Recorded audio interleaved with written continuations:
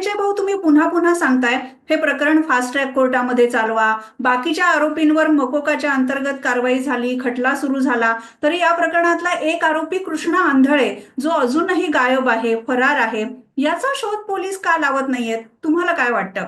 तो कृष्ण आंधळे हा राष्ट्रवादी काँग्रेस पक्षाचा जो तालुका अध्यक्ष होता, विष्णू चाटे, त्याच्या हम्म. ऑफिसमध्ये पोलीस, काही खाजगी यंत्रणेतले लोक हे त्याच्यामध्ये असायचे. तर तिथे जर हम्म. त्याला कायद्याचा धाक दाखवला असता, हम्म. काय कायदा हे दाखवलं असतं, तर कदाचित हा गुन्हा झाला नसता. ही हम्म. माझी सगळ्यात मोठी खंत आहे की पोलिसांनी त्याला अशा प्रकारचं इनडायरेक्टली जे अभय दिलेलं आहे, त्यामुळे ही हम्म. पुढची घटना जी आहे अत्यंत चुकीची ही घडलेली आहे. हम्म.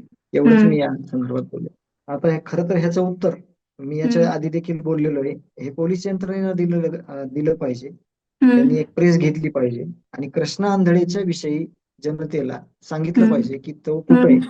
तो काय करतोय, तो कसा काय गुंगारा देऊ शकतोय, किंवा त्याचं म्हणजे त्यांनी काय प्रयत्न केलेले आहेत हे हम्म. खरं तर सगळ्या जनतेला, सगळ्या लोकांना माहिती होणं खूप गरजेचं आहे.